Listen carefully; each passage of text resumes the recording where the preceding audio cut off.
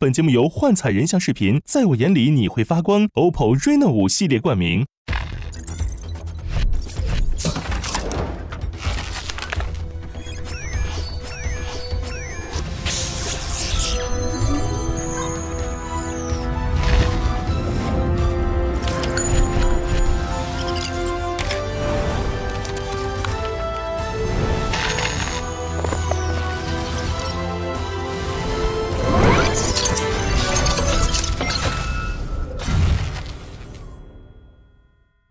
人像视频会发光 ，Reno 探案心不慌。本节目由幻彩人像视频 OPPO Reno5 系列独家冠名播出，跟随灵魂找到你，一起上 Soul 玩推理。本节目由1亿年轻人都在玩的社交平台 Soul APP 赞助播出。打开百事，助攻破案。本节目由打开百事把乐带回家的百事可乐赞助播出。要当名侦人，就到 M 城明星大侦探长沙旗舰店即将来袭。一口丝滑拿铁，谜团轻松破解。本节目由开启愉悦探案的雀巢咖啡丝滑拿铁赞助播出。本节目一共7位玩家，在每期设置的游戏剧情中，分别有侦探、嫌疑人、真凶3种身份。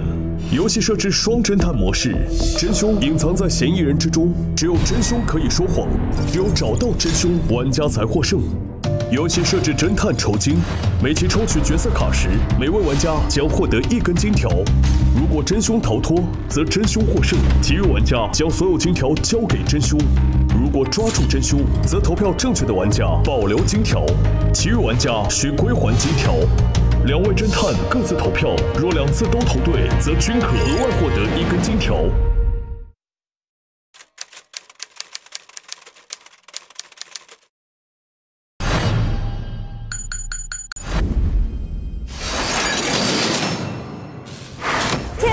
之歌种果子，我来啦！上一集，吴高音和运气来到 NZND 演唱会后台，不料发现停用休息间内燃烧着熊熊大火。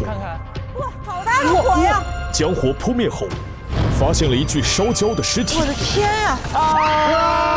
根据身份证件，得知死者是 NZND 后援会会长真金花。凶手锁定在5人当中，分别是导师何美男、导师萨微笑、嘉宾白 rap、工作人员新场工、不速之客大明星。经过第1轮的讨论分析，还有众多疑团未能解开。我是从家里浴缸醒来的，我不知道我是谁。到目前为止，白 rap 现在故事现在还没出来。除了这个口红之外，写着大主唱的盒子里有什么秘密？我们家做生意。就是亏了9个亿。新场工是怎么还清的9个亿？场工有场工的办法。发现了。彩排的1个小时，白 rap 究竟去了哪里？迷雾重重，等待拨开。经过推理，5位嫌疑人的杀机逐渐浮出水面。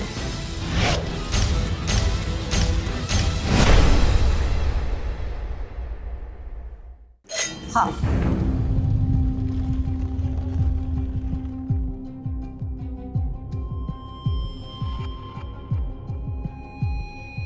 何美男他的动机呢，是因为他觉得真金花发现了他的黑料，他要阻止这件事情。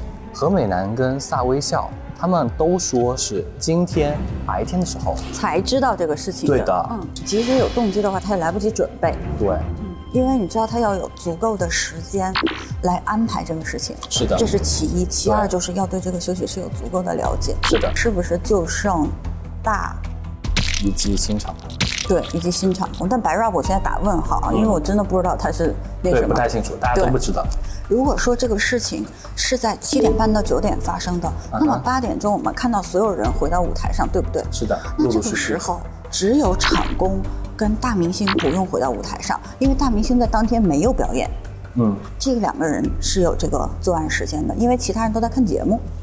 我同意，新场工他确实非常的神秘，非常的神秘。他说他就是这里的场工，但是我咋觉得就这么不幸呢？对，而且场工还了9个亿。对，反正我的直觉啊，我就是觉得大明星很可疑。这样，那我就挂新场工。好，第1轮，我决定相信我的直觉和判断，我要投给大明星。我决定把我的票投给做场工还能还9亿的神秘男子。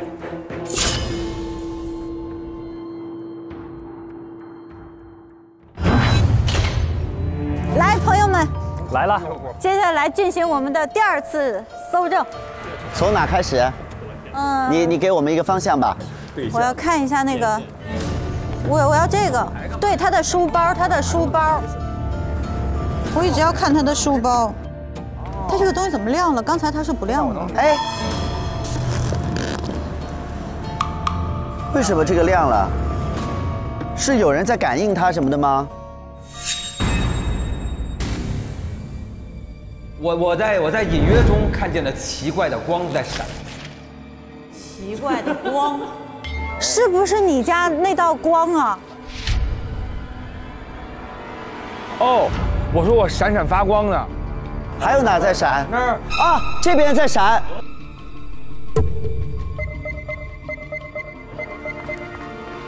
浴缸在闪。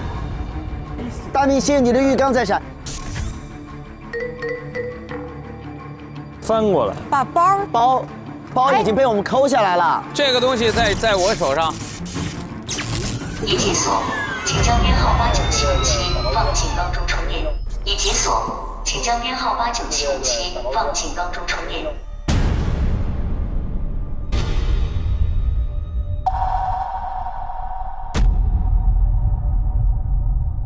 编号89757，模仿人类的机器。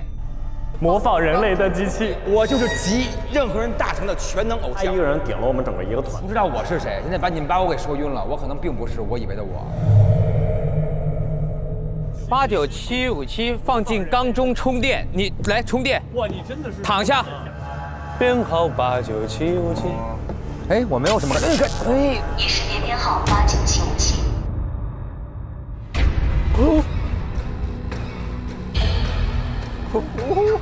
哇，你是人工智能啊！我真的不是人，我是9527，你是89757啊！不，你这是咱俩不能放了，咱俩连电了啊！那你也太酷了，你！我是个充电宝哇，果然是个宝。我人都说你不是充电宝，这个是充电宝，你是个手机，我是个手机呀！吉祥3宝，我是充电宝。哇，你也太酷了！你是个充电的。已识别编号89757。哇！我开始了，怎么充电了？哇！我感觉浑身好酥麻。哦，我充电也用不着大汗淋漓啊？为什么他每次要大汗淋漓呢？哦，他要把你搬进来呀，你自己不能进来呀。哦。你充完之后，他要把你搬。他把你先断电，你睡着了以后把你断电，断电完了把你放在这里边，然后闪闪亮亮。所以。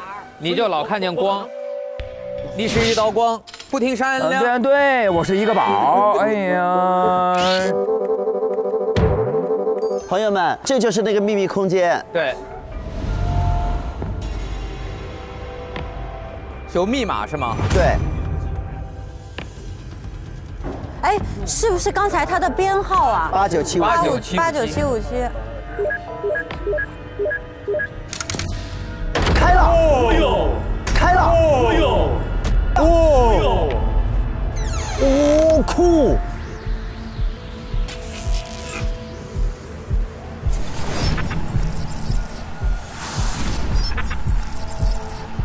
哇塞！这也太酷了！哦，这还是个变色玻璃。嘉尔。2025年1月，我姐姐甄金花，我的第一个仿真机器人王科学。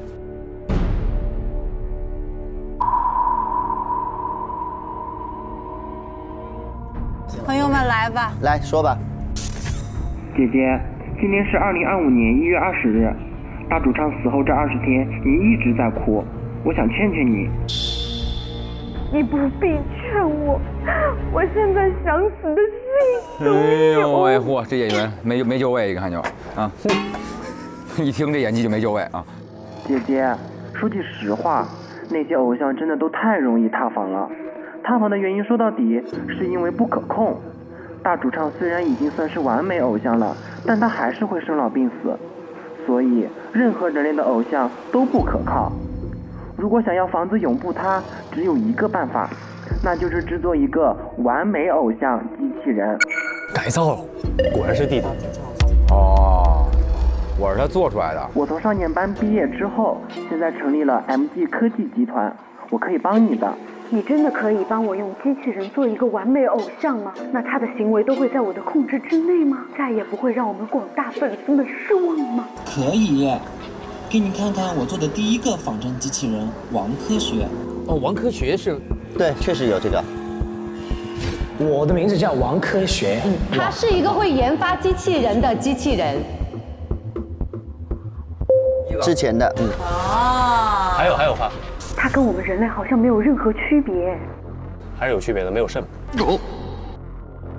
而且他丝毫察觉不到自己是一个机器人，还一直沉浸在自己的人设中无法自拔。是在人设。自己和我一样是研究机器人的科学家，想让机器人真正的变成人，就必须让他以为自己就是人类。还是弟弟想的周到，密码就用你公司的名字吧。密码用你公司的名字。MG 科技集团，哪个密码呢？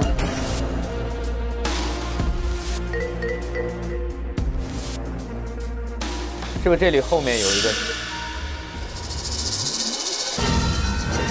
我先把这个打开了。哎呦喂！哎！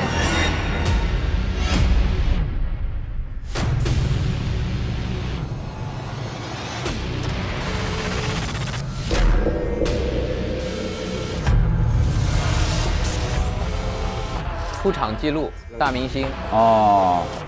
大明星，2025年5月21日出场对象大明星。出场介绍 MG 科技集团出品的完美偶像机器人，比虚拟偶像更真实，比人类偶像更完美，人设永不崩塌，让粉丝一辈子都宠溺。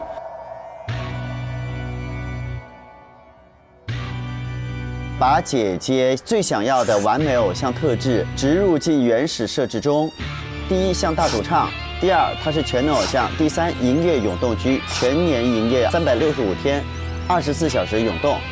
第四，宠粉发动机。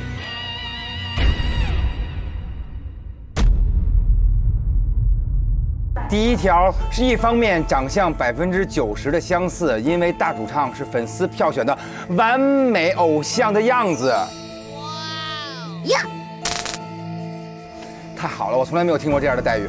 当然，也永远不会生老病死。一方面把大主唱视为偶像，这样可以把大主唱的粉丝都能够吸过来。这个知道。哎，这个做的还挺精细的，下巴上还有毛。你看这牙多黄，下面还有毛。因为机器人体重比常人更重，且充电需将扳机充电，这边有一个。需耗费大量体力，可能导致大汗淋漓。哦。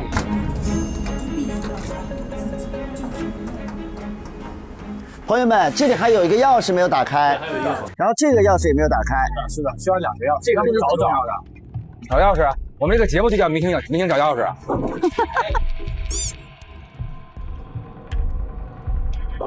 哎，这有把钥匙。是这里吗？应该是这个的。好，来了，侦探看看。哎，真有哎！小盲。我的生活有点小盲，小盲心率运动仪，磨砂柜上。这个喜羊羊的玩偶，在一个晚会现场被钢筋刺穿，多个部件有损坏。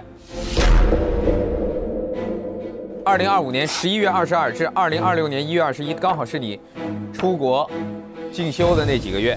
11月23号，然后我被公司突然派出国去进修了。需关闭中央处理系统，对受损的核心元件进行替换，将电路进行重新焊接加固后，将设备调至实验室模式。此过程涉及多个协同系统，需反复调试，预计需要2个月。修复成功后，需植入在国外演艺进修的记忆。哦。我这个姐姐生日快乐，这是送给你的心率运动仪，连接后数据会加密，密码为小盲的全拼。它的那个数据会传到电脑上。是什么数据啊？就是它心率的数据。这个是一磨砂柜，但是没有打开过任何钥匙啊。在这儿。啊，打开了这个手机。朋友们，这个手机打开了。No 做 No 的今天糊了吗？又有个视频，我哎敲这个什么意思？哦，还有一个新功能。哇，这个手机好漂亮。哦，变颜色了。我这手机还能变颜色呀？是变蓝了啊！哇，这是什么？这是新手机啊，就那个贝壳会变色。这个就是那个 OPPO Reno 5 Pro Plus 艺术家定制版，只要你敲背后，咚咚咚，跟它绑定的另外一台手机，贝壳就会变色。如果用这个手机去拍的，那应该是别的手机。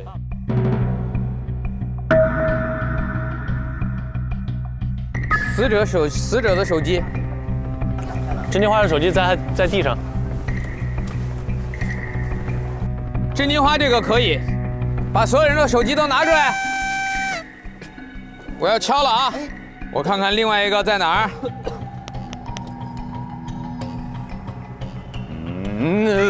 会响吗？响了，人工智能机响了。哎，有声音。是我的。不对。这是什么东西？哎，响了。它在响。这里有什么声音？我也是人工智能机。啊，他的手机在响，而且在震。变色了吗？东东传情已送达。变了。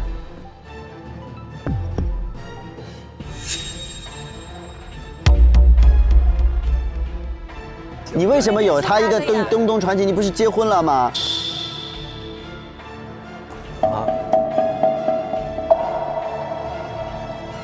他拍了一个东西。啊，我拍的啥？开声，能开声吗？不是，他这是在谁家呀？这是谁家啊？这个是他们家呀，就是你家是吧？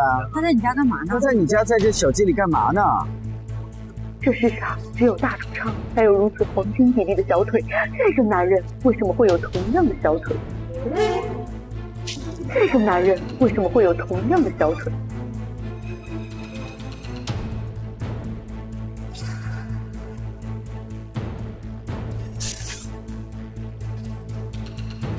他又拿出了一个手机。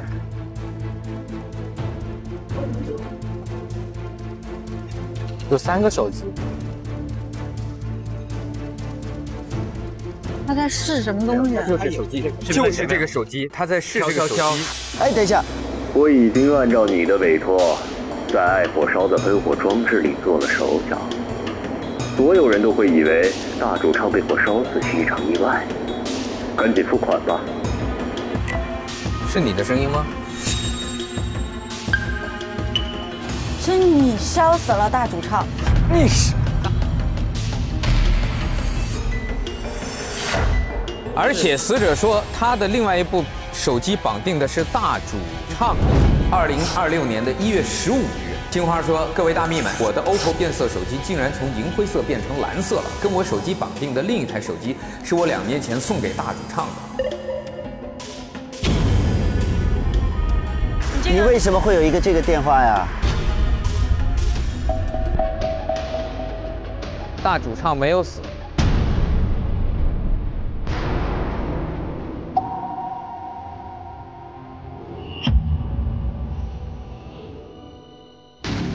这世上只有大主唱才有如此黄金比例的小腿，这个男人为什么会有同样的小腿？所有人都会以为大主唱被火烧死是一场意外，赶紧付款吧。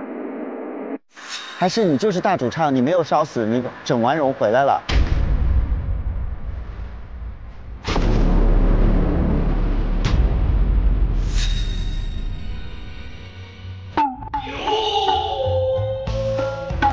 我就是大主唱。咱们这是个什么？大主唱是个傻子是吧？我也可以啊。大主唱是个傻子是吧？要加入啊，我也可以啊。你就是大主唱啊。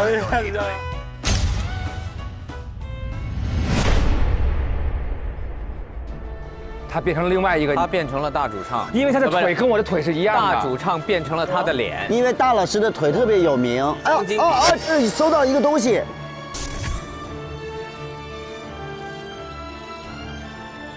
变脸的记录吧。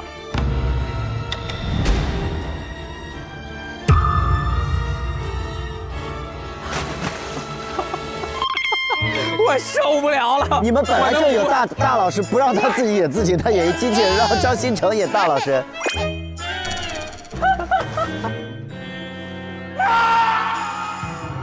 哎，有消息了。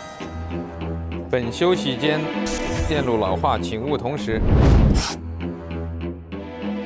哎，这儿，你看，他把那个警告拍了下来，然后说。我已经在你休息间的天花板顶装了一个定时点火装置。18点记得拿遥控器启动，21点就能造成火灾。流浪汉的尸体也准备好了，到时候大家会以为是你被烧得面目全非。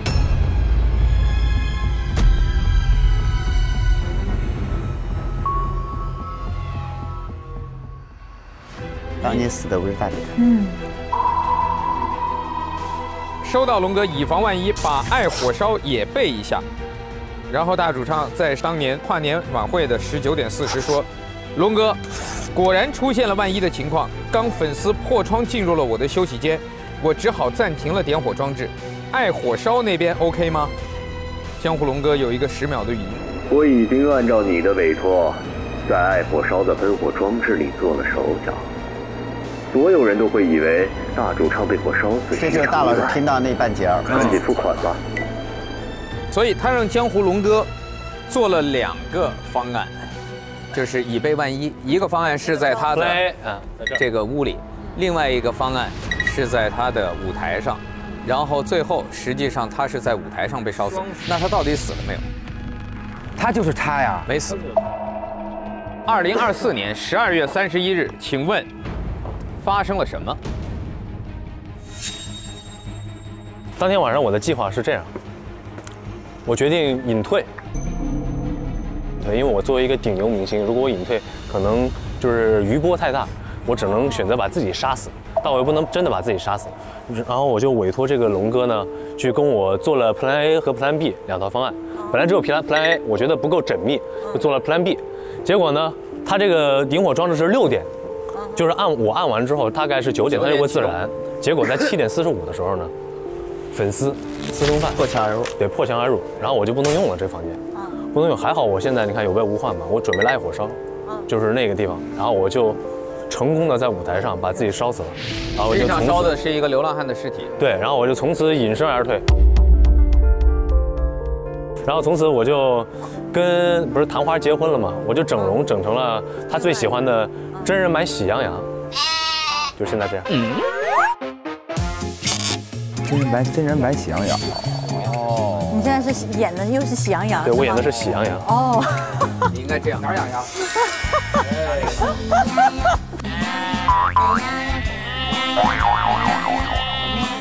太惨了，这什么故事啊？这是，你演退你就退呗。也是很像，真的很像喜羊羊。哎，他身上还有东西，我可以帮你。哦，钥匙，来，那就是他吧？是不是呢？还是打不开？你要带着那个笑容开。不是他，这把钥匙开不开？这把钥匙不是他，我的个海！是不是开他们家那个屋里的？那我们去我们屋看看吧。你弄得你跟导游似的，咱去我的屋里看一看，我是怎么死的。来，大家这边走，这边瞧，来我的屋里看一看。拿个小旗儿更好。开了。哦，开了。啊！为什么全是吃的？太棒了！这个能证明是他，因为我知道大主唱最爱吃的就是以汉堡为命，就是薯条、炸鸡。打开里面有东西吗？汉堡，看一眼，这，因为这是个 CD 包，应该。做自己好难，因为做自己好难。我真的买过跟这一模一样的 CD 包啊，开心摇滚苦情歌。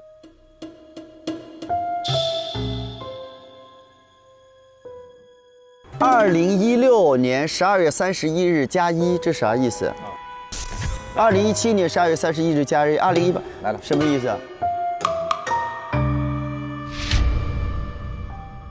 没错，我就是你们火遍亚洲、火遍全世界的 NZAD 男团的前成员大主唱。兄弟，我只想说一句，你比以前长得好看太多了，是吗？这位兄弟，你享受过拿铁盒打脸的感觉吗？这个已经我之所以加入 NZND 呢，是因为为了帮我家里还债。你看，我家里欠了9亿，我去做了男团，然后我为了还债，火遍亚洲了，因为我有实力嘛，我是 solo 王，然后又是队里的 vocal 担当，一下就是人气王顶流。但是呢，因为一场变故，不是我们团的房子大家都塌了嘛，房子都塌了之后，我就怕波及我，这个时候我就跟公司解约了，我签了一个超大方娱乐。这个超大方娱乐真的很大方，每年给我1个亿，我就算好啊，就这1个亿，我挣9年刚好能把它挣满，然后我就答应了这个条约。但是这个公司呢，对我特别苛刻，他就要求我终身不得解约。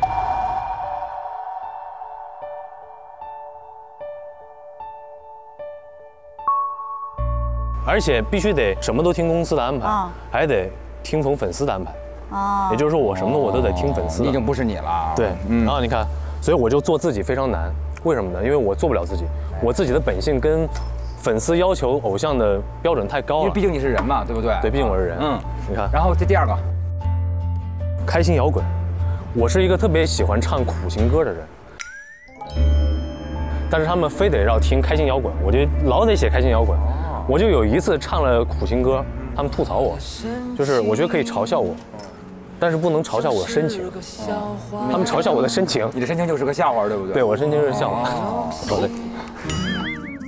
感谢你，谢谢节目组，谢谢节目组。然后呢，沙拉汉堡，我特别喜欢吃汉堡，但是粉丝呢说偶像啊得身材管理。对你是个兔子，你只能吃沙拉。对，只能吃沙拉，我就天天非常痛苦。你看，还给我买那瘦腿仪。让我拥有全世界最完美的小腿，对吧？希望你一步从黑暗踏到光明。你看我穿衣服，衣服我喜欢穿黑白灰，但是呢，粉丝就喜欢我穿花里胡哨，他们觉得我土。这是他的内心。哎呀。然后呢，他们让我住孤生，他们希望他们的大哥哥们一辈子都是他们的偶像，然后就不能有自己的爱情滋生。但是我早就已经爱上了曾经的顶流，唐花女士。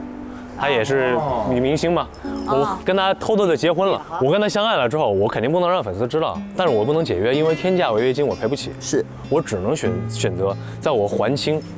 你看，每年的12月31日，你都数着，还有几年？数着还有几年？加1就是赚1个亿。发工资，到点发工资，赚1个亿。就是出了一个坑就进了另外一个坑，永远就是循环啊。所以到了2024年。我终于9个亿，对我终于9个亿满了，但是我受不了了，你看看，我必须得结婚了，然后所以我就伪造了自己，假死，因为我想赶快的逃离这个公司，所以我就说我终于醒了，就是这么个事儿。好感人，最终还是这句话，做自己好难，对，做自己好难。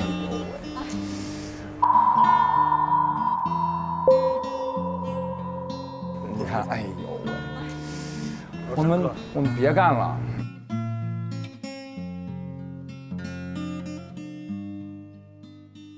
这张纸是有两个人的照片，是不是你换脸的过程？对，这个就是我的一个整容单，我不是整成了真人喜羊羊吗？整容完了以后，他又到冰箱旁边的桌子上，哎，那个布底下有东西，写了个字，你看写了。你竟然残忍地欺骗了我！你是怎么拍到这个东西的？因为我养猫，你看我这有一猫，然后我这有一猫，然后我这有一个监控，这有一视频，这是连到我手机的。我今天早上是因为我媳妇儿好不容易回娘家了，我就想回，好不容易回娘家。当年你整容都要跟他结婚，现在你说他好不容易回娘家了，因为我又朋友们。而且关键说的是回娘家了，回娘家啊，回娘家了。然后我就决定去以前我做大主唱的时候经常晨练的那个月湖公园，啊，我去搞晨练。7点半我回来的时候，然后发现我桌子上有字，然后东西被人拿走了，然后我就一看我的手机，发现他来过了之后，他要戳穿我的就是真面目，然后我心里想我不能回到那个那么痛苦的日子，所以我就决定，也就是在今天的早上。我去杀他，因为这个是我昨天晚上拿到的，但是呢，我今天突然意识到，哎，真金花这个人不就是来我房间这个人吗？他曾经呢，他这个人为什么跟我关系这么特殊呢？是因为他是我粉丝的粉头，这是大主唱时期，我粉丝的粉头。所以他这个时候他要把我告发出去，然后我就发现他刚好明天要做嘉宾，我就把他圈出来了。我决定今天晚上就把他弄死。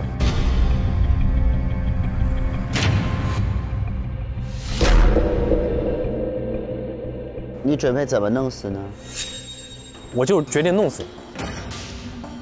你要知道，你现在非常危险，是只有你一个人知道楼顶那个天花板上面有。但是有一个哎，这个视频里面还有一个动作，我刚才一直在分析。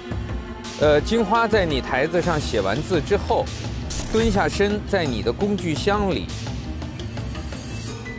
拿出了一个白色的东西，揣到口袋里走了，是不是那个控制器？是这样，因为那个点火装置是我很多年前就装上去的，对。然后所以这个遥控器一直在我家，所以他拿走的是我点火的遥控器。所以启动装置不是你摁的，对，因为遥控不在我手上。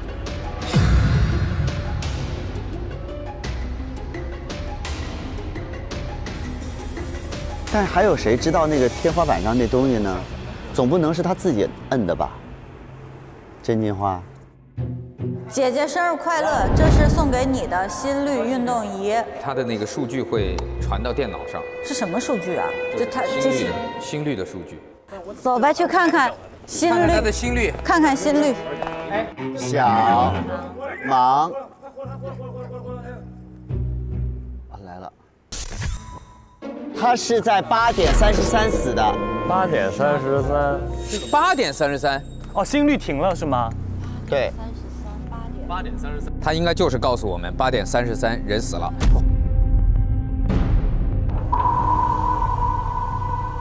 真金花家里这么多东西啊！来翻。哎，这有个钥匙。哎，走出来了。姐姐的，会不会能开那个小盒子？啊，大主唱，大主唱。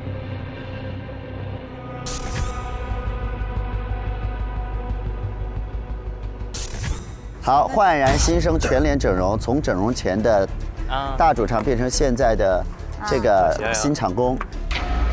由于整容前后容貌完全不同，请及时更新身份证件上照片，避免造成不必要的麻烦。大主唱有可能是真金花写的这3个字，就是提醒自己，这个盒子里面是关于大主唱的证据。我觉得白白身上有东西。对，因为他的故事线真的没有。他的故事线哦，这什么？他这有啥？有一封信，一部手机。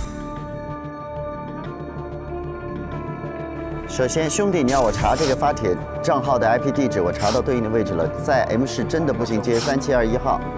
高价求购龙虾服，求购龙虾服如图，非常想要，愿意出高价，或者有人知道谁有这套衣服，也可以告诉我，有偿哦。收到，不愧是我的好 bro。好 bro。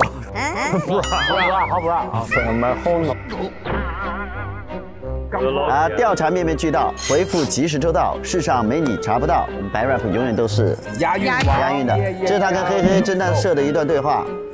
七仙女的王博，没想到我们真的步行街是真的行哦！我七仙女是 NZND 顶牛演唱会的嘉宾，而我的邻居家住真的步行街3721号的真金花也被演唱会邀请了，大家一定要记得支持我们哦！他就知道在那个地方住的是那个了。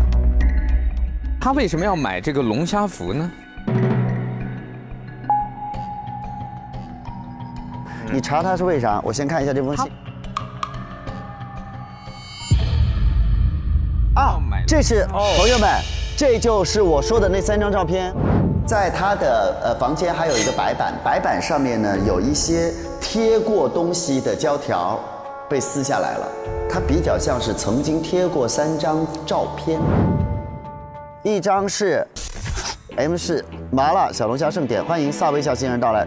这是我。OK， 这是之前我确实穿着这个，他穿过的，他穿过这个，然后你把这个衣服借给了白穿着这个衣服 MGQ 以动物之名，他穿了这个，我一定要杀了这只龙虾。后面有一个中枪的喜羊羊。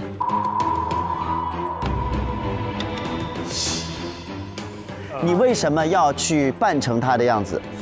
不是这个逻辑，是他把龙虾那个衣服借给我，让我去参加那个演出，然后给我一个复出的机会。是，然后我去演出了，我不是喝酒了吗？为了壮胆，我在那自己清醒的时候又吐了一地。有一个哥们儿又喝大了，我也实在记不清，反正也是穿着那个就是动物的衣服，然后他想去帮我，但我实在喝大，我就不小心撞了他一下。就是我在帮你。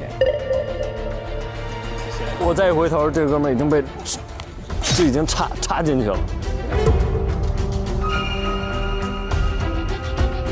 当时就慌了，所以为什么没参加最后那个摘下头套的仪式，就是因为我觉得我杀人了。那他怎么知道是龙虾杀的你？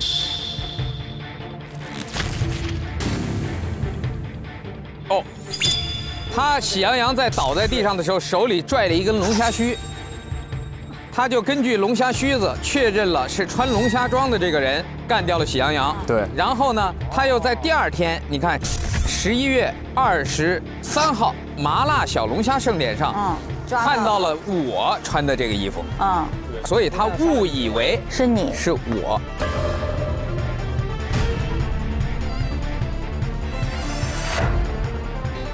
我替你背了麻辣香锅啊！对，所以我忽然发现那个在田渔网上有人在求购这件全球只有1件的龙虾服，我就觉得很蹊跷，为什么要去找这件龙虾服呢？然后根据这个 IP 地址，发现它就是真金花。那他为什么要买这个龙虾服？他不是要买，他要查这个人是谁。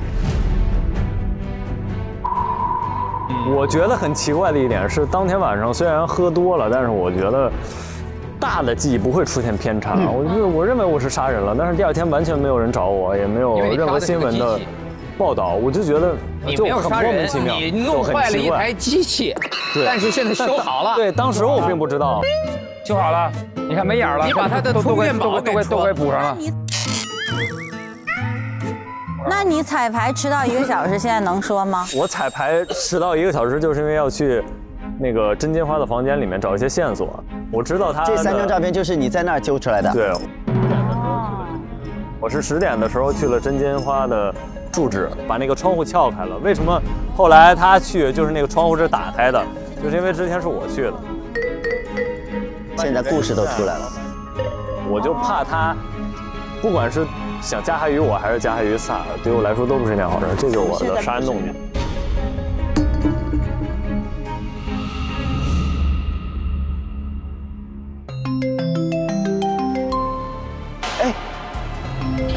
哎，电话响了，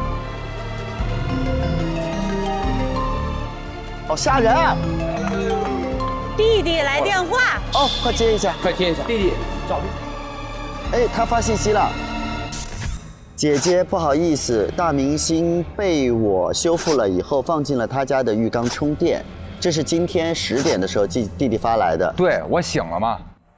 然后我就去忙工作了，但我刚刚发现他竟然提前醒来了。就是1月22号。1月22号，当时说给我出去要进修3个月，然后呢有时差这个问题，我以为今天是22号。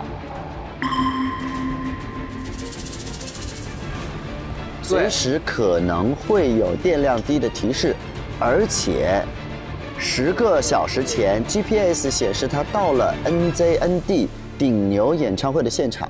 你的计划得手了吗？得手了就没关系。他啥计划呀？他的计划里面他不能出现。他不能出现。如果计划得手了，他出现就无所谓。他的计划不就是3件事？对啊。他的计划中有1件事是，我中场休息的时候，我会先去完成最重要的那个事。然后下半场搞糊你，对，所以在我之前，他有一个急需要解决的问题，我相信就是有人发现了他的事儿，对吧？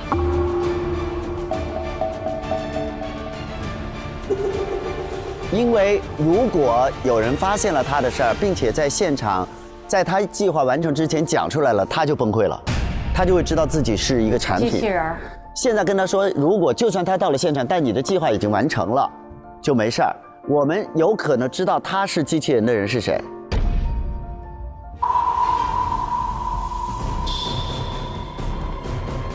应该是去过真金花家的人才有可能知道。我有可能知道，因为他去过他家。因为我莫名其妙，我觉得我杀了一个人，这个人没死。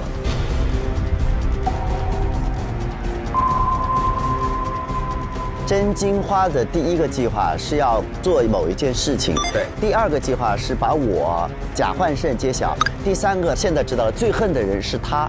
他最恨的是我那么爱大主唱，我以为他死了，我为他真情实感流了那么多眼泪，结果他居然做了一个 just business， 然后变脸。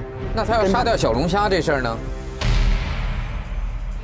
他要干掉小龙虾，然后他要干到小龙虾的事情，其实他是要找罪魁祸首是谁把我的机器人捅个洞。对啊，他找到了，他觉得是我。那我是最重要的事儿吗？也有可能，也有可能，这也是这里面杀机最迫切的人。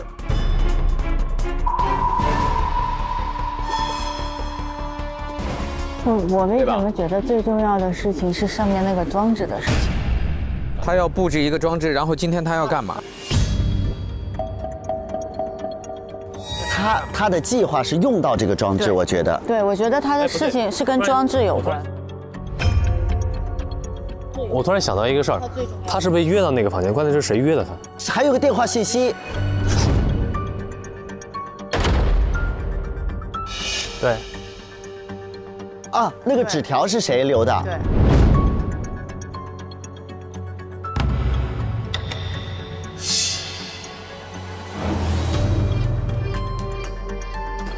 现在首先第一点，金花在34分的时候，她往那边走，然后就不见了。我看见了，她一定是换了工作人员衣服。她为什么要换工作人员衣服？她原本的计划是要怎么样？朋友们，我们要不要复原一下真金花想要干什么，好不好？好。我把那个地图拿过来。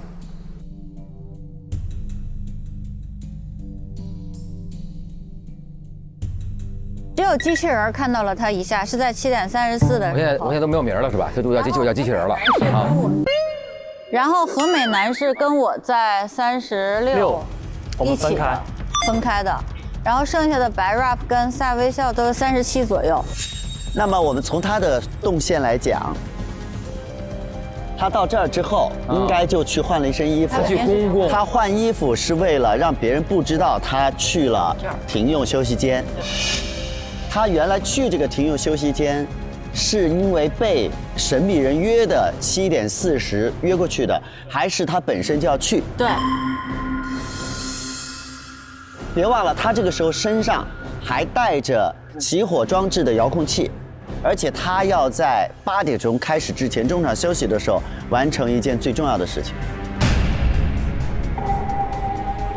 而这件事情必须要在大明星抵达之前完成，因为如果大明星来了之后会有麻烦，因为弟弟已经提醒他说大明星提前苏醒了。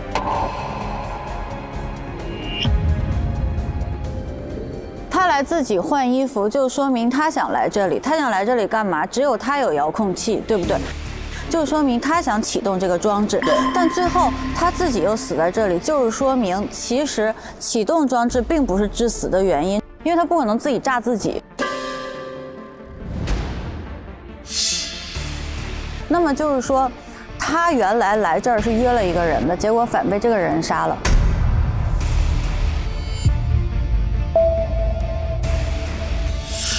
哦，那个遥控器里面有一张纸，对不对？遥控器里有遥控器，一喷即晕，反正是小铁盒。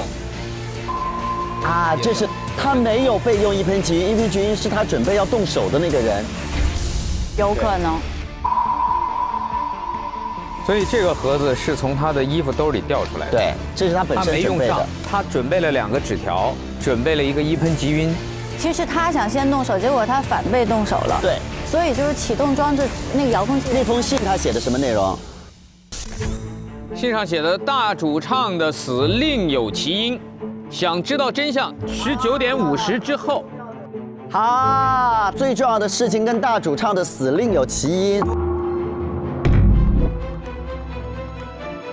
他把这个纸条，他要给谁呢？对，他要给的人对大主唱的死因感兴趣的，一个是本人，大主唱本人，哎，他是不是知道了什么？还有就是现在长成大主唱本人的样子，而且以为自己原来是大主唱的死忠粉，其实是个机器人的89757。你喜欢我叫你89757还是？可以89757很酷啊，很酷，智能机。请问？大家都知道《喜羊羊》里面是大明星吗？没人知道，没有人知道。所以就算大明星来了之后，白白看到他也不会惊讶，对不对？说我杀的人怎么又活了，对不对？不会，没有人知道那里面是谁。他觉得萨微笑明明知道他耳朵上写了大明星。那肯定知道《喜羊羊》里面就是大明星，而呢现在呢，萨微笑又到了前1、2名，然后呢，但是呢，大明星一直名列第3，所以呢，他就是觉得萨微笑以这个龙虾服为隐藏，要弄杀掉了他。哦，嫉妒我，要把我弄死。哦，因为他不知道我是误打误撞把那个人弄死的。所以他要先除掉小龙虾，而且他不能让小龙虾看到大主唱来了。他要杀掉小龙虾，就是因为大主唱日后还要出现在舞台上。对，而小龙虾万一出现了舞台上，对，小龙虾会觉得，哎，我不是杀掉他了吗？他杀掉了，他怎么又出现了？所以他要灭我的口。对，他不是报仇，他是灭口。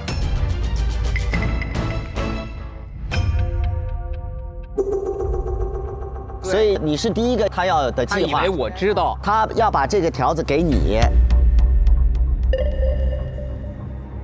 他约的是7点50，约7点50，但没想到7点40就有人给他发信息了，让他过来。对，但是7点40的话，就大家都有可能了。对，对不对？因为都在这个都想要杀他，是吗？然后谁都有机会去换衣服，再跑过来。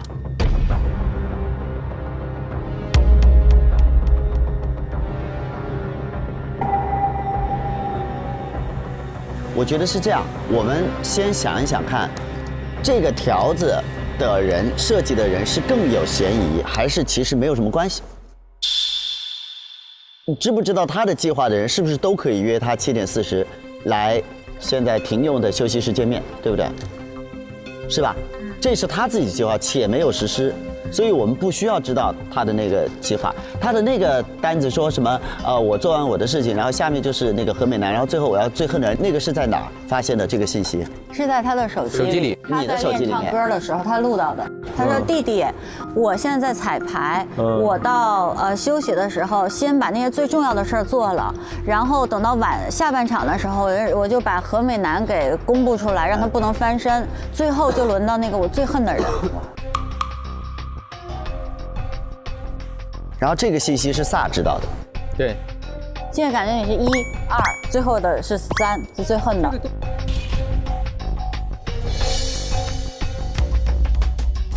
白看到了那个小龙虾的证据。对啊，我从头到尾都不知道他那个小龙虾发生了什么。Yeah。是白穿着我的小龙虾去干掉了那个喜羊羊，然后又查到了真金花在找小龙虾的衣服，然后又看到了真金花里面有这个小龙虾的照片，圈着我的名字，所以白是知道这一切计划，但我完全不知道这事儿。所以你现在最直接的第一感觉，你是以为在我后面那个人是我，对，所以你本来是想要为了保护我，对啊。我是为了保护你，是为了保护何？对对，兄弟同心。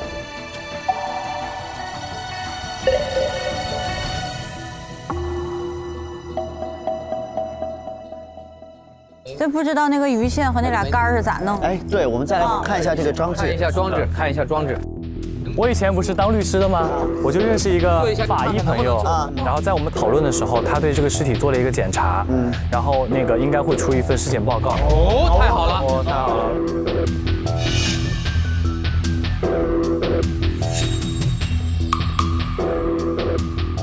这什么东西啊？这是个。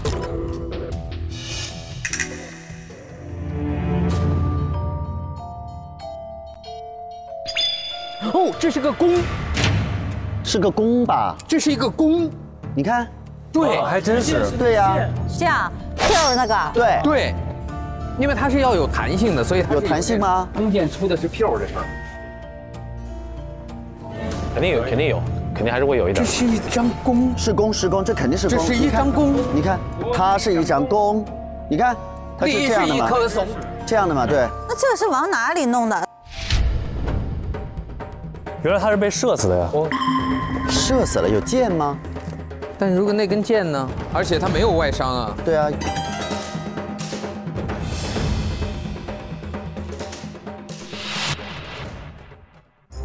哎，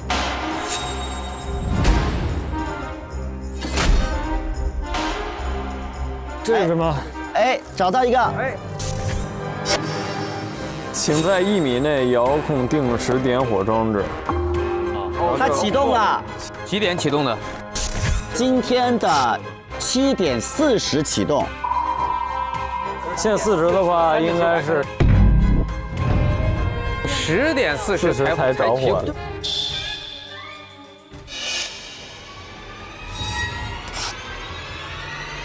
他的意思是累积吗？暂停，就是累积啊，等于原来已经有了1小时40分钟。现在只剩1小时20分钟，它就起火。1小时20分钟的话，就是9点准时起火。对，9点就断电了。对，对，跟他人死的更早。对，肯定不是火烧的，因为那个时候我们就进来了。那他是8点半死的，他提前了半个小时。刚才那个心跳没有了。对，哦，对，8点33，所以9点钟起火的时候，他是已经死掉了，他不是死于火烧。对。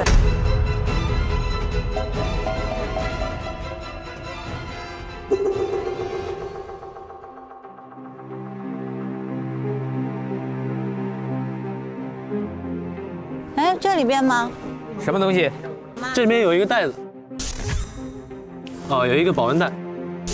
保温冰袋常规款，冰块取出后将于1小时内融化。哎，有线。鱼线。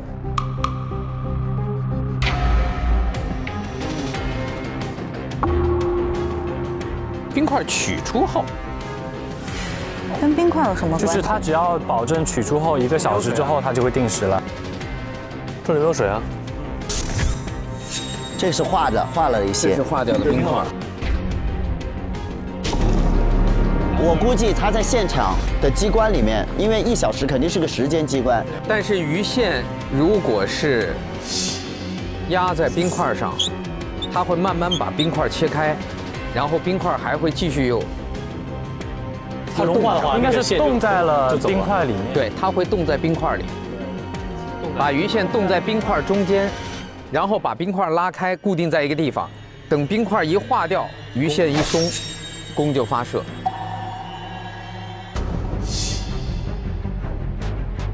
但是为什么这个弓上面有2根鱼线？每一头都有2根。它要固定在一个角度吧，它不然立不起来的。你要把弓的一个是为了固定那个弓，一个是弓本身的。一个是用为固定那个弓，另外一根是不是射什么东西？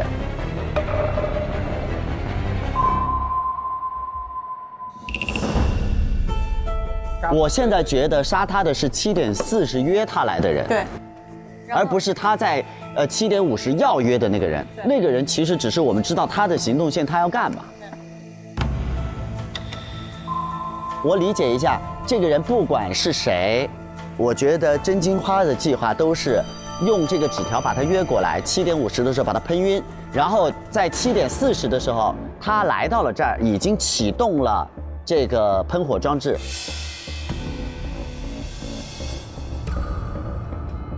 如果是我是真金花的话，我会选择约他过来，因为你不是骗我吗？你之前假装被火烧死，那我就让你真的被火烧。就是他用这个方式，他点火，然后造成这么一个比较像，对。我觉得他的计划是7点40，他先过来把这个启动装置弄好，他就可能去把那个纸条放到你，但是有一个前提是放在你的工作区域，他不知道我是厂工，他不知道你是厂工，是因为什么呢？我早上我去月湖公园跑步，然后我露出了我完美的小腿，他从我的小腿跟踪到我家，然后知道了我是，他都跑到你们家去了，他都知道你是大主唱，他不知道你是厂工，我家没有证明我是厂工的东西，他有你的脸呀。他不知道我是厂工啊，他过来了见到你了不就知道了吗？他当我戴口罩了呀。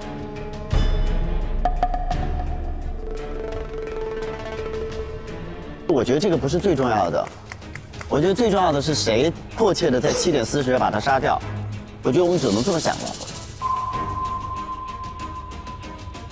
而且是用的这个，就是这个，肯定这个人是知道这个点火装置，要不然他用了弓，用了鱼线，用了冰块，做了一个机关。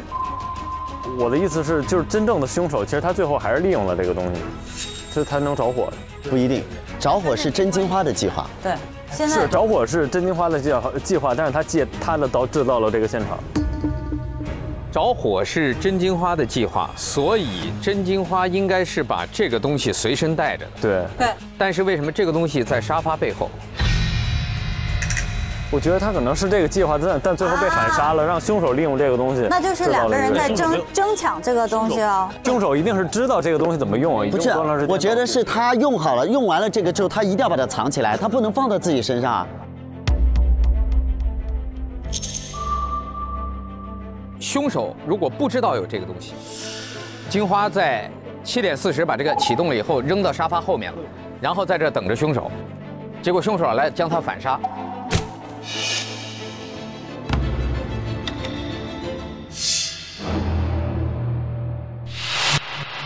来，尸检报告来了。侦探，尸检报告来了，快！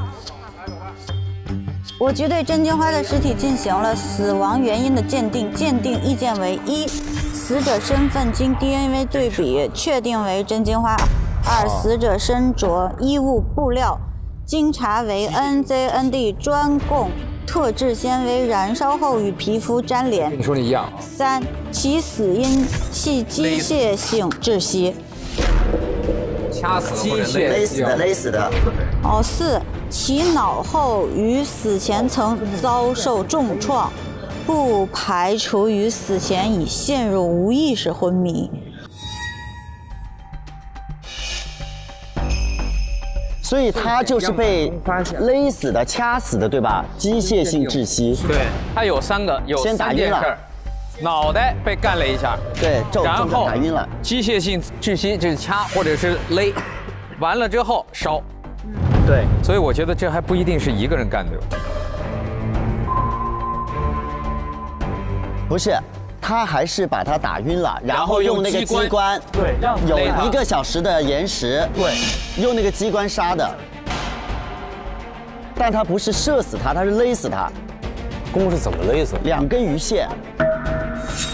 就这样一套，对，这样一套，这样往后一拉，不就勒死了吗？不是他不能当时，他要有延时啊，他用冰块。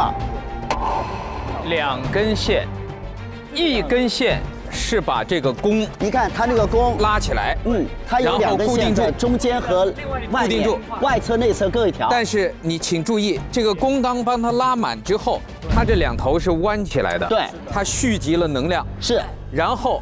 等它这个冰块化掉，这个弓收回去的时候，这2端弹回去的能量是极其巨大的。弹回去之后，它带动的这1根鱼线，另外1根鱼线勒他的脖子，用来勒脖子。我大概能想到，我觉得是那种类似于上吊的方式，就是把那个弓挂在这儿，给它搅成垫块冰或者什么，让那个冰慢慢化，然后最后人咔掉下来，把那个线勒断。那它不需要2根鱼线，那根鱼线是固定那个弓要。可能在哪个地方把这个1根挂住，就另外1根挂它都绷住力，然后它是这么绕，然后绷住，冰慢慢融化。然后咔人。那我觉得一块冰融化的那个距离，跟它会慢慢的融化，它就慢慢的掉下来，可能就会压个印儿而已。但它那个冰没必要非得是我们所谓的1小时，只要有那个坡度，它掉一点儿，一崩，就已经能够造成那个力，它不用100%的完全融化。有道理。所以就是他怎么摆的这个弓。我们要不要一起坐下来讨论一下，侦探，好不好？好不好？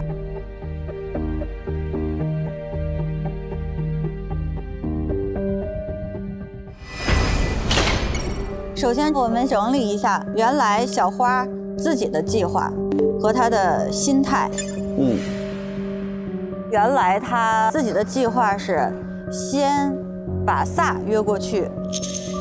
然后呢，再把你的名声搞垮，然后最后呢，他最恨的人是心。他说的第一件事，我要完成最重要的那件事。这件事情一定是跟大明星有关，因为大明星是他全部的关注的焦点。跟大明星有关的就是小龙虾了，就是小龙虾。对，而他那个时候一直以为小龙虾是我，是你，对。所以他的杀人计划就是7点50把我约到这儿来对我下手。一喷即晕。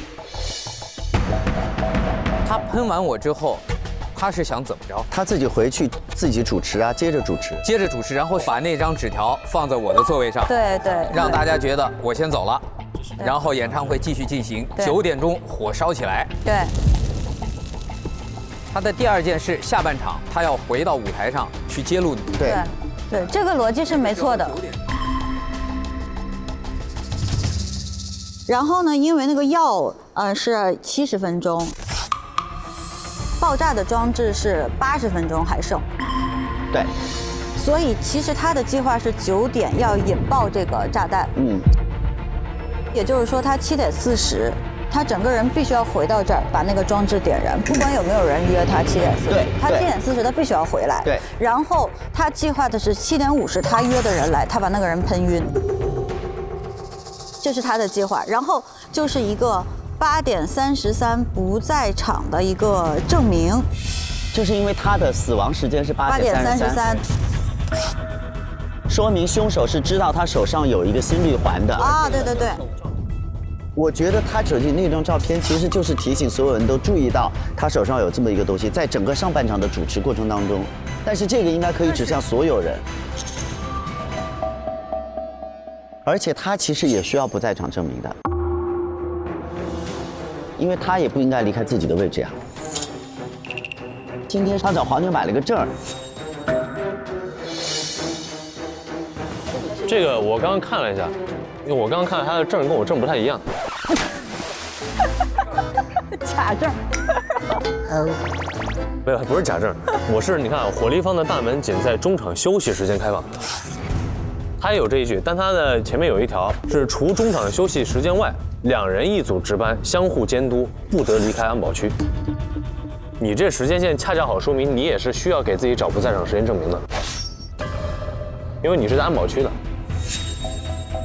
我这黄牛给我发的就是这东西，但是我想说，真金花处心积虑的一个人，对不对？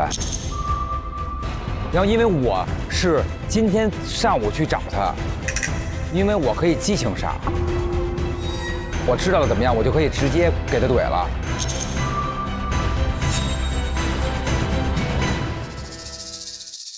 我觉得9点那个着火的时间线可能，我就瞎猜啊，我觉得有可能是真的是巧合。我觉得做那个延时装置，然后他又搞了一次着火，我觉得这是完全没有必要，因为那个着火，他如果知道会着火的话，他完全没必要再做这个延时装。不是，因为着火是花的行为，那个弓是别人令凶手的行为。对，我就说凶手应该不知道9点会着火这件事情。对，我刚才也是这么想。对，我应该是觉得他应该是大概不知道。对，他不知道。那个弓，我刚才想了一个方式，一个是我觉得他挂在上面固定，然后勒死。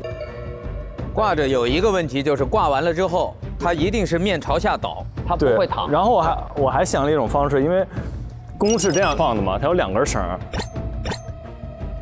你把一根绳拉紧的时候，其实弓就会变成一个有弧度的样子。它的2点之间的距离是这么长，然后有一根绳是松着的，他把这个套在人的，就相当于是我躺在那儿，把松的挂在这儿，然后只需要把另一根弓弦要绷紧。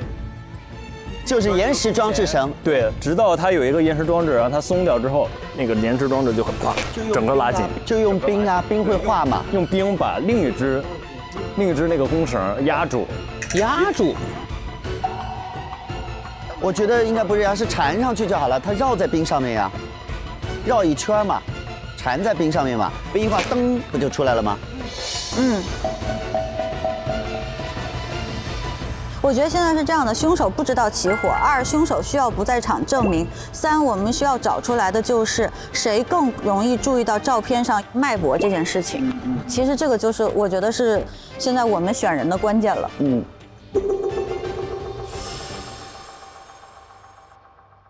我们每个人跟侦探说一下自己产生杀人动机的时间线，好不好？好。鑫，你的杀人动机什么时候形成的？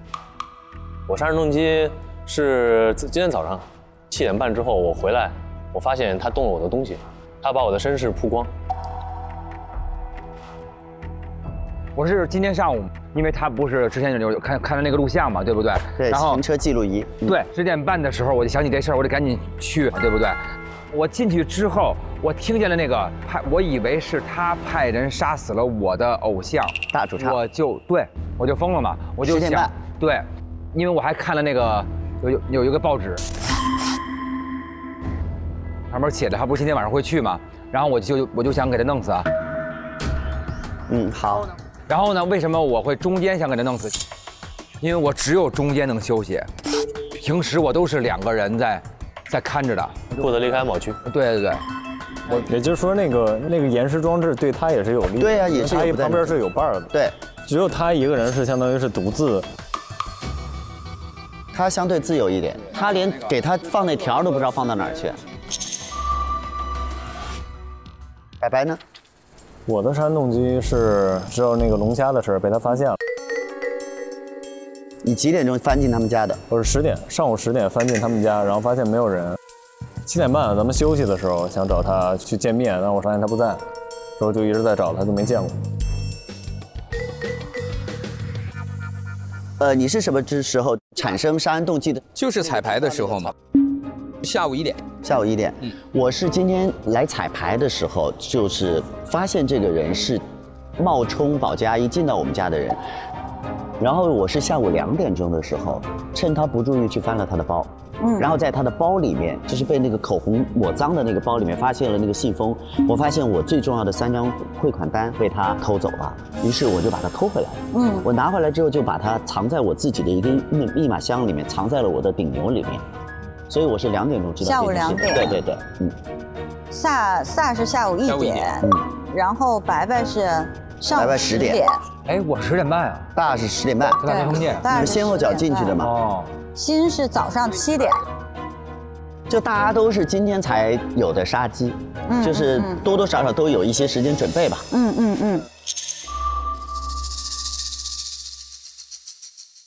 我觉得依次说一下，不是自己的这个原因是什么？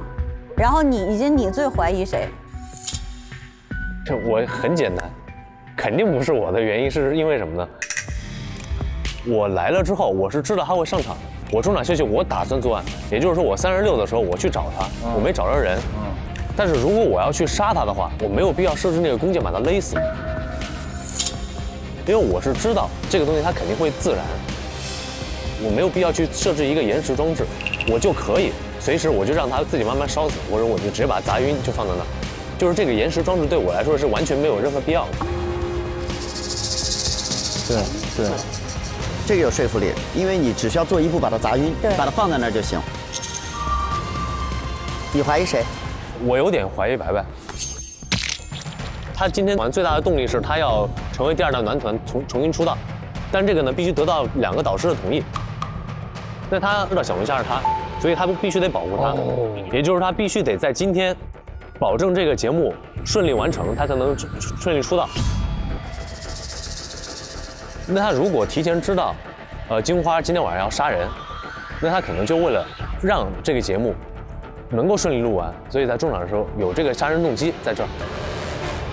我一点没听清啊，就是为什么我要保证这个整个节目顺利录制完成？因为你最大的点是你要重新出道，对，你得让我们俩导师都活着呀。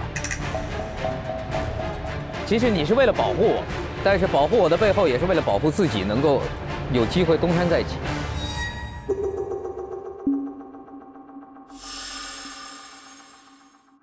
我最开始会认为是何跟萨，因为他们一定要在台上，这样才能证明那个作案的时候他没在现场。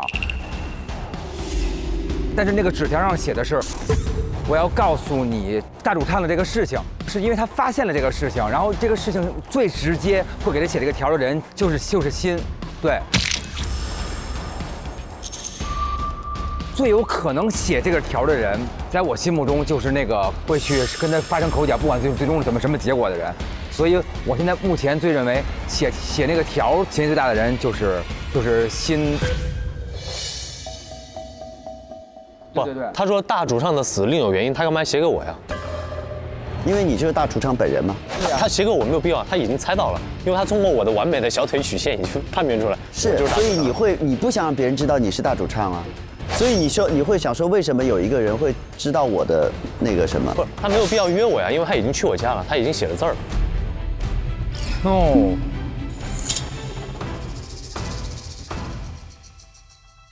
好，拜拜。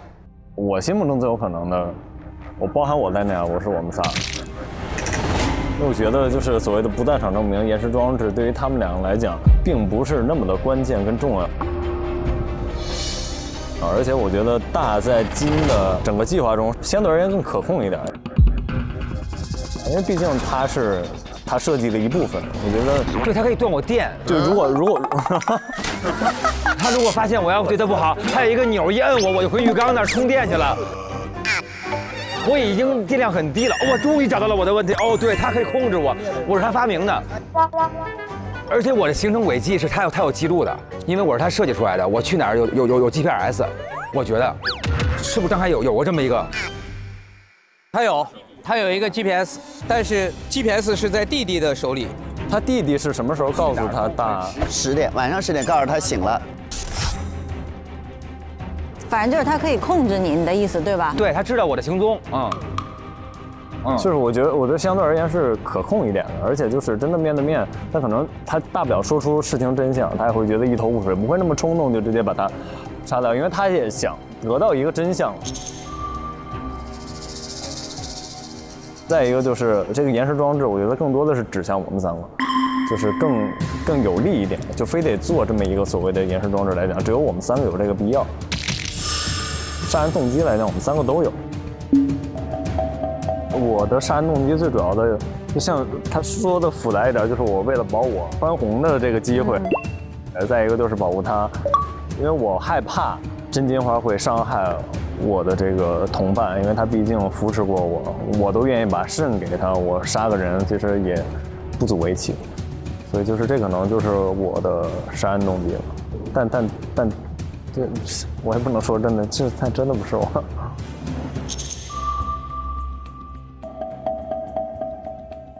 3。我觉得最不可能是我的理由就是，我到现在为止都不知道我是他的第一目标。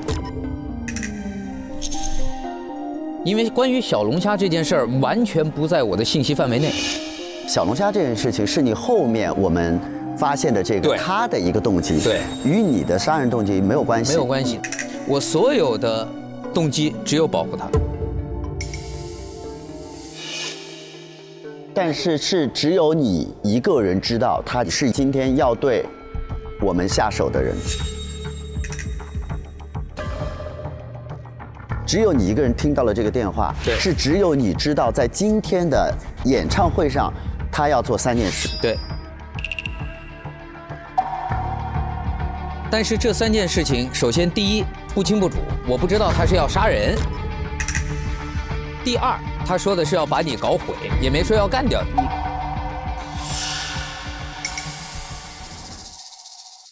所以撒微笑，你有怀疑的对象吗？我的怀疑对象还是集中在那边2位，因为他们2个当时是穿着工作服，而侦探，你还记得你说到的，你看到走进走出的人和白是依次在36左右，对，从他的门口走过。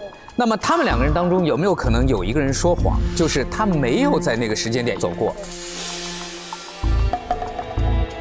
因为他们2个当时是穿着工作服，他们俩走，他们不会注意的。所以我为什么会集中在他们2个身上？就是我觉得工作人员穿着工作制服，戴着口罩，从作案的条件上来讲更充分。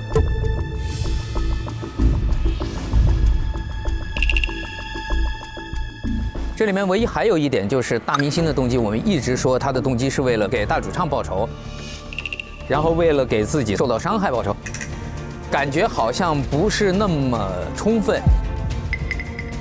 他是进过甄金花房间的人，去过，有没有可能他知道了自己的真实身份？那我更不能弄冰了，我是机器人，我怕水。我待会儿给我电着了，我待会儿就滋，我本来就快没电了。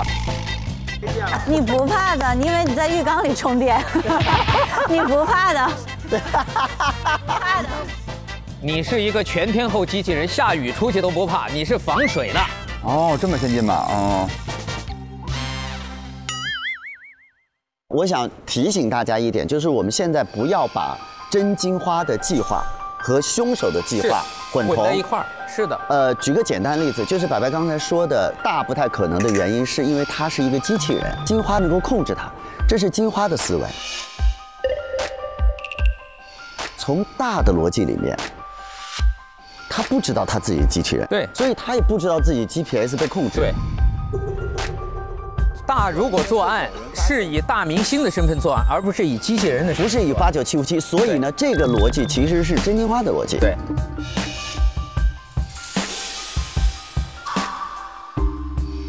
我觉得我们现在有一点被就是7点40约过来那个线有点混乱了。其实从凶手的角度来讲，他其实就是7点40发了一个信息，然后把金花约过去。有可能他7点40去的时候，可能就发现金花在里面，就可能在藏那个什么遥控器啊或者怎么样，他赶紧就给他砸晕了，然后实施了他自己计划。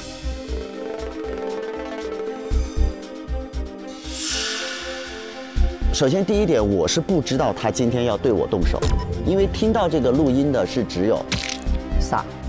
我今天其实是2点钟的时候，我在金花包里找到了他发现了我的证据，但是我把这些实证都藏起来了，已经在我手里了。这是我觉得不是我的原因，因为我没有必要在中场休息这么紧张的时间里面去做这件事情，因为证据在我自己手里了。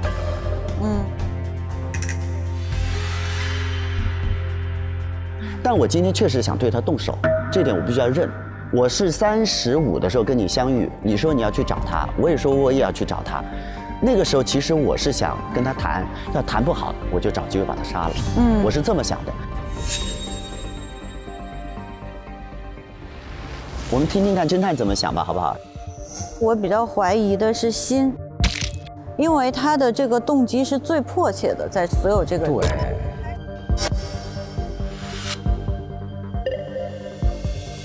而且他是唯一一个知道这里边有装置的。我们假设这个按钮不是金花按的，也就是说后面来的这个人，他要知道这里边有装置按按钮，那能完成这个条件呢，只有他一个人，因为只有他知道有这个按钮的事情。但是他如果用那个按钮，他都不太需要用那个功能。但也有可能他会制造一种双重保险。对，双重保险。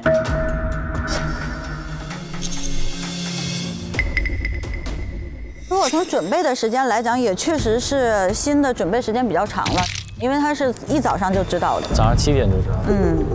就是从时间上来讲，你比较充分。完了，我觉得你们好好想想吧，好吧。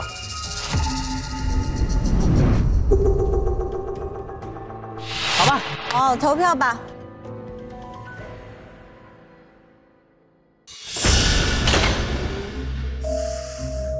最后一票。大家其实从准备的时间上来看差不多，只是何美男和萨微笑下午又要彩排，一直到6点，他们去准备弓箭的这个可能性，我觉得确实不大。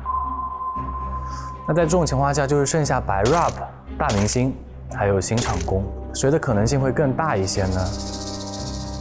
那大明星如果知道了自己就是一个机器人，他的第一反应应该是找到真金花，然后向他确认所有的来龙去脉之后，可能再起杀心的这个概率比较大。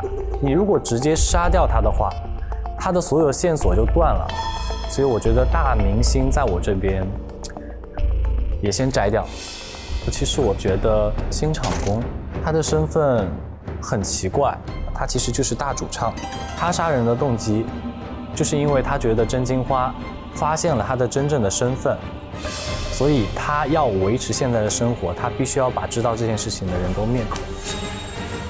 而白 rap 唯一可能杀真金花的原因，就是因为他要保证这场演唱会继续履行啊，他要拿到这个出场的名额，而且他要保护那个他非常珍视的哥哥，也就是萨微笑。那这种情况下，到底给谁呢？就交给运气了。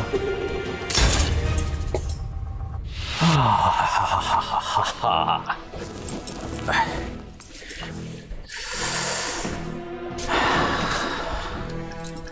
小白啊，这次就饶过你。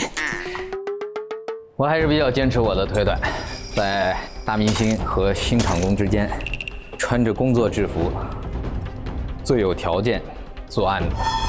我之前比较怀疑新场工，但是后来我仔细琢磨了一下新场工的理由，确实没有必要去做一个延时装置，因为新场工自己独来独往，他就算是做了延时装置，也没有任何人能帮他证明。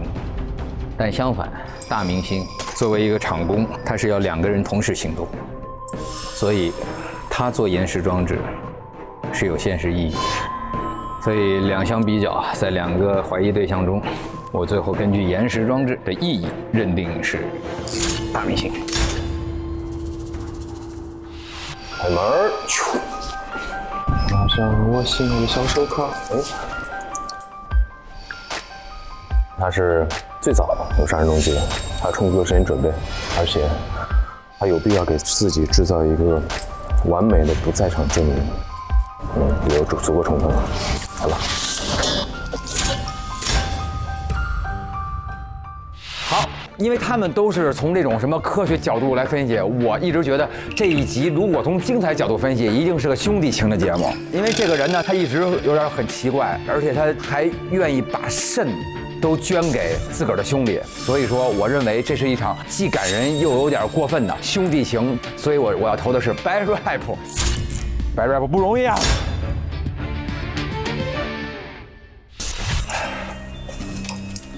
今天这个案子呢，其实比较复杂的地方就是在于，金花这个被害人，他本身也有自己的一套系统，也有他的一个延时装置，同时他有3个自己想要动手的对象，那这里面可能比较多的会指向萨微笑、我本人和新场工。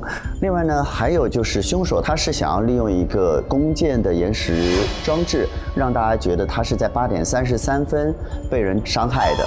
而这个时候呢，不在场证明比较有利的，我觉得还是在现场的我本人、萨微笑和白 rap， 所以我重点是从萨微笑和白 rap 当中来考虑的。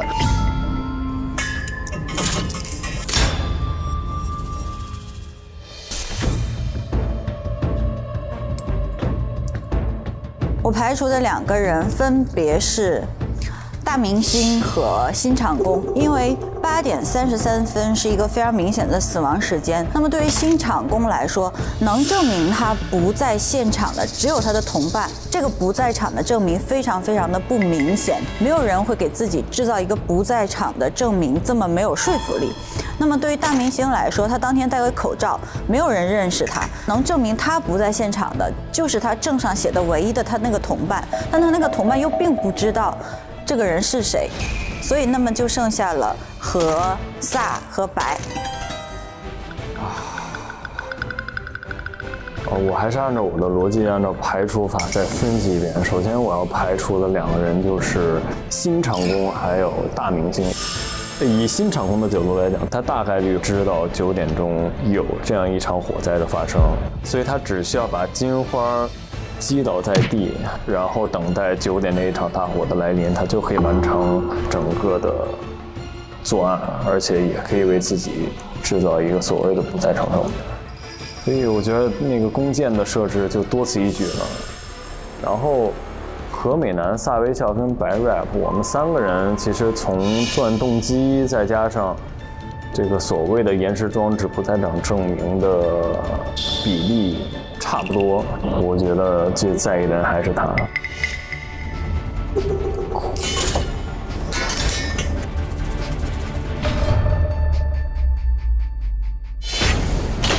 有一种不祥的预感。今天有点难，今天最后很难归票。我3搜的时候找到了一个关键性证据。你还去3搜了？一把熟悉的弓箭，在某人的手里。有理有据，没毛病，太可爱了啊！这里面我找遍了全场，唯一和弓箭有关的就是这个了。好，请宣布明星角色扮演推理游戏《明星大侦探》第6季 NZND 顶牛演唱会中，究竟谁是杀死真金花的凶手呢？现在公开投票结果。首先公开获得0票的安全玩家，就是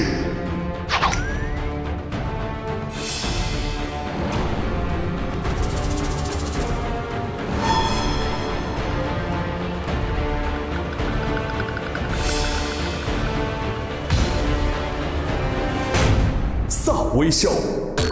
哇哦！只有他一位获得了0票，恭喜萨微笑暂时安全。剩下的4位玩家：何美男、白 rap、大明星、新场工中，谁获得的票数更多呢？现在公开新场工的票数，新场工的票数是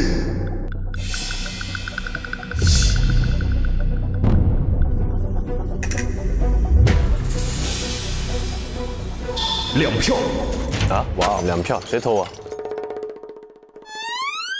我决定把我的票投给新场工。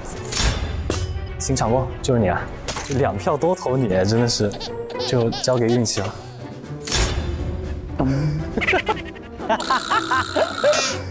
不好意思，你，他刚刚特别开心的看到我，然后冲我笑，内疚的微笑。接下来公开大明星的票数，大明星的票数是1票。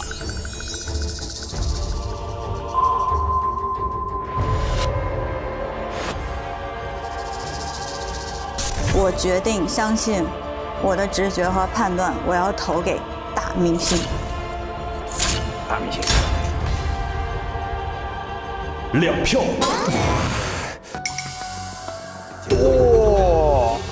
我第1票你不要怪我，那个时候是盲投。没事没事没事，还有5票。那咱俩就2-3。剩下的2位玩家何美男和白 rap 中，谁获得的票数更多呢？请2位向前一步。究竟是白 rap 的票数更多，还是何美男的票数更多呢？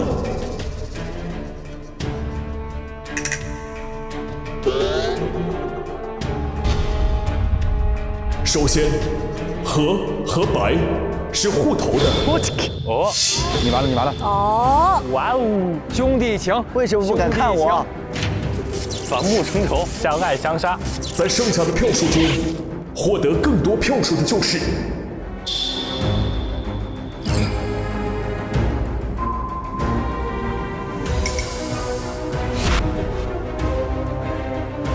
白白。我觉得就是何美男。我要投的是白 rap。何美男。我决定把这1票投给白 rap。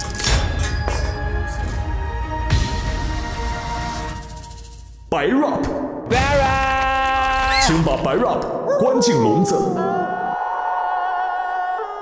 手里呀捧着窝头。你都会的什么歌？来，老铁没毛病，还进来吧，快快。爱你没有理由。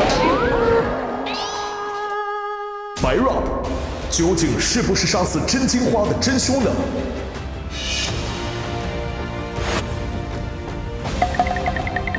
现在我宣布，各位检举。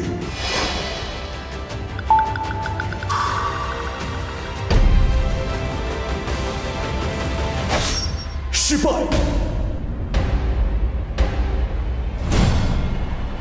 失败，真凶是，哎呀，何美男。哇哦！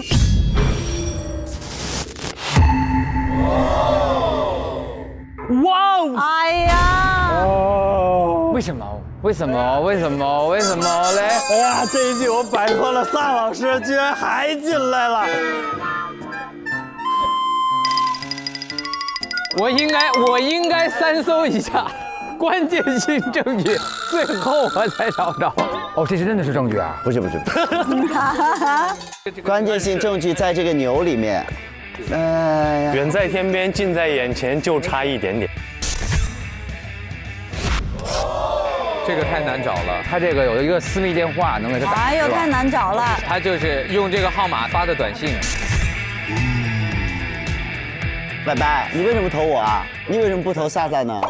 因为我觉得你更需要完成这场演出。那我觉得动机最大的人就是何美男，因为他对待自己的事业是非常的看重，他可以不择手段的去伤害萨维乔，编造一些谎言，然后去欺骗很多大众，就是为了能够获得一些所谓的流量跟关注。你为什么会投我啊？因为我在说你们三个最需要不在场证明的时候，你总会第一个跳出来，把矛头指向新场工或者是大明星。何美男还一直在表达自己跟白 rap 和萨微笑，他们三个永远是一样的情况，就大家都是今天才有的杀机，多多少少都有一些时间准备吧。从何美男润物细无声的表达方式，所以我锁定了何美男，就是你，一定是对的。你看，就是靠这种一个单位工作，同事之间的这种莫名其妙的第六感。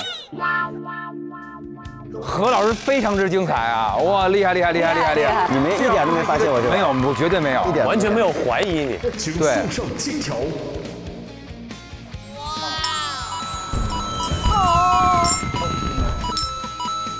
你拿我那刀，你补我点呗。我那一刀白拿了。他不但不给我，砸了。都给你。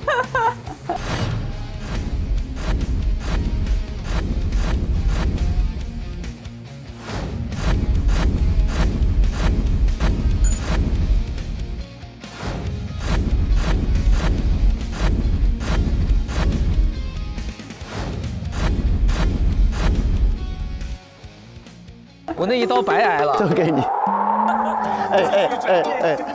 哎呀，太可怜了，太可怜，来了3次，结局2次。手里呀捧着窝头，而且他还投对了，咱俩投对了。这次跟我没关系啊，这锅背的跟我求实没关系。我觉得何美男做这事儿特别不地道，就是为了虚荣，为了所谓的排行榜的一些就是名次，然后不惜做假的这种兄弟情深，然后还拉兄弟一刀，这个真的是非常。我觉得在任何时候，为了事业，如果是以这个借口说假话，都是站不住脚的。为了事业，绝不是撒谎的理由，一定也不会长久的。对了，说的就是你。好，来吧。人像视频会发光 ，Reno 探案心不慌。感谢幻彩人像视频，在我眼里你会发光的 OPPO Reno 5系列对本节目的大力支持。谢谢。跟随灵魂找到你，一起上 Soul 玩推理。感谢1亿年轻人都在玩的社交平台 Soul APP 对本节目的大力支持。谢谢。打开百事，助攻破案。感谢打开百事把乐带回家的百事可乐对本节目的大力支持。谢谢。谢谢。明星侦探斗才智，游戏就玩神54。感谢快乐社交网游神54对本节目的大力支持。谢谢。一口丝滑拿铁，谜团轻松破解。感谢开启愉悦探案的雀巢咖啡丝滑拿铁对本节目的大力支持。谢谢。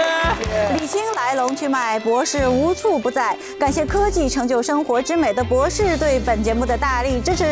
谢谢。看明星大侦探，玩百变大侦探。感谢社交推理两不误的百变大侦探 APP 对本节目的大力支持。谢谢。对抗牙龈红肿，保护敏感牙齿。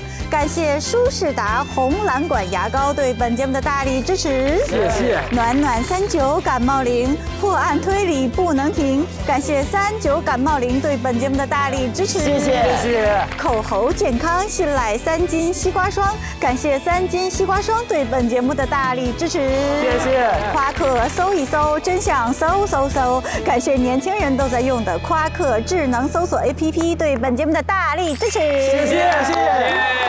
感谢感谢白 rap。I'm sorry， 不是故意要伤害你。出来的好好的，还有机会啊！哥还会给你机会。我还想翻红呢，怎么又进去了？还想翻红呢？能翻，你在这笼子里也能翻，这笼子大。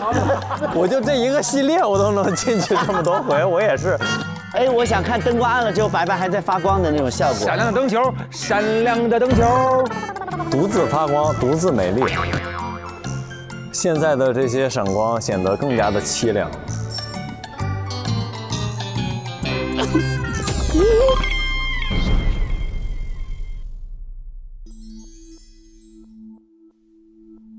我非常感谢咱们节目组，完美偶像这4个字居然用在了我的身上，我觉得这是不可思议的一件事儿，因为我充满了瑕疵。所谓完美，就是用来破坏。我觉得。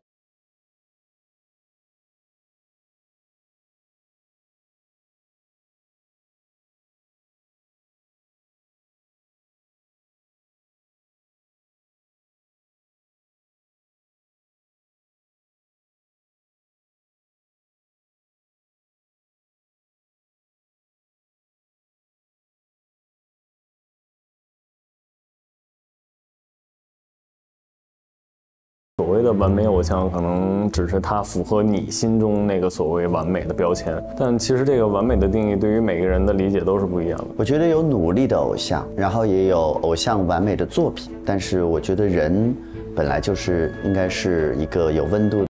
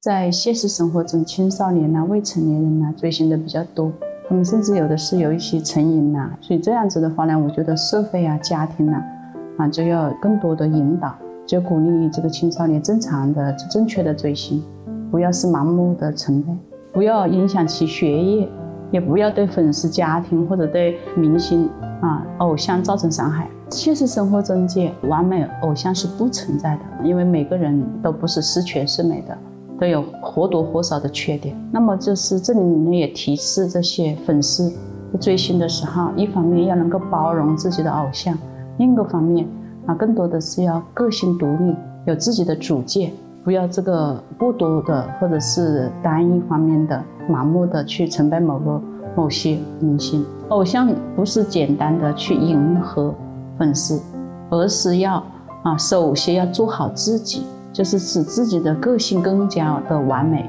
自己做得更加的优秀，这样子更多的吸引这个粉丝的关心和关爱。正确的追星呢，是应该从明星身上学习一些积极向上的品质，就是要让自己有所进步。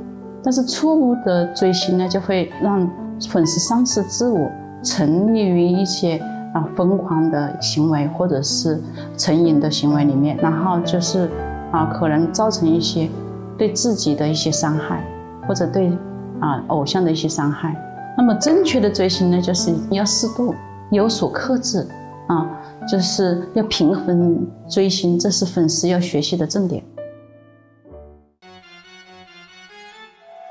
上微博参与明星大侦探话题讨论，说出你心中的 Top One 戏精成员。感谢特别合作媒体微博台网、微博综艺，首席合作新闻媒体新浪娱乐、新浪新闻，战略移动资讯平台网易新闻、网易娱乐、网易谈新社，深度短视频合作平台抖音。新闻客户端合作澎湃新闻、凤凰新闻、界面新闻、一点资讯、Zaker。